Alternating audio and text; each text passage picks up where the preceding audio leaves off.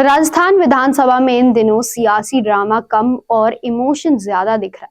पहले दादी विवाद पर हंगामा, फिर कांग्रेस विधायकों का निलंबन और अब निर्दलीय विधायक रविंद्र सिंह भाटी का भावुक अंदाज।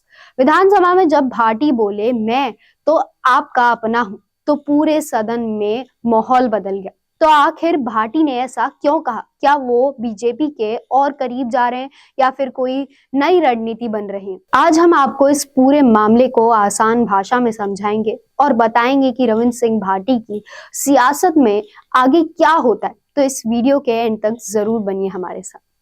सबसे पहले दादी विवाद की बात करें तो कांग्रेस के 6 विधायकों का निलंबन अब रद्द हो चुका है।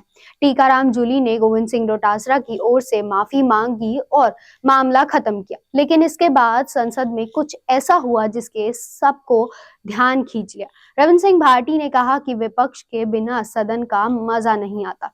फिर स्पीकर बोले विपक्ष की कमी आप पूरी कर रहे हैं। इस पर भाटी मुस्कुरा दिए और बोले मैं तो आपका अपना हूं। अब सवाल यह है, क्या भाटी सच में खुद को सदन के हर पक्ष का हिस्सा मानते हैं या फिर उनके ये शब्द किसी नई सियासी चाल का हिस्सा है? भाटी ने सदन में अपने इलाके की समस्याओं को भी उठाया। उन्होंने मांग की कि राजस्थान के सीमावर्ती इलाकों में वाघा बॉर्डर की तर्ज पर रेडी सेरेमनी हो सके, ताकि लोग देख सके कि हमारे जवान का बलिदान कितना बड़ा था।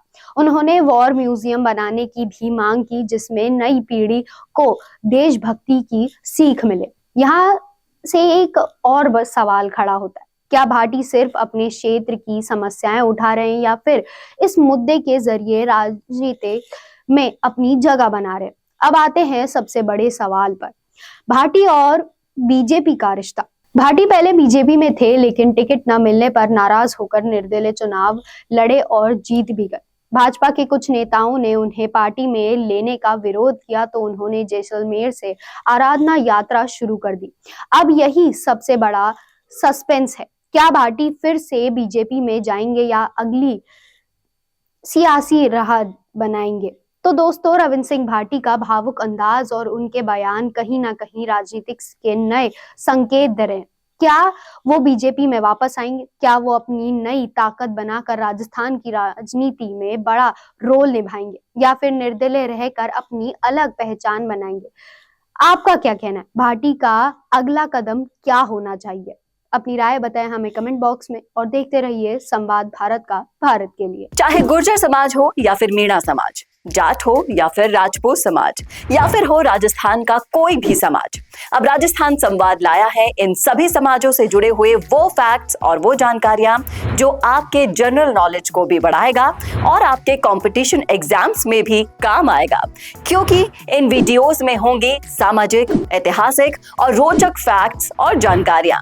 तो अगर आप भी बढ़ाना चाहते हैं अपनी जीके और जानना चाहते हैं अपने इतिहास के बारे में छुपे हुए वो फैक्ट्स, तो ज्वाइन कीजिए राजस्थान संवाद का मेंबरशिप प्लान।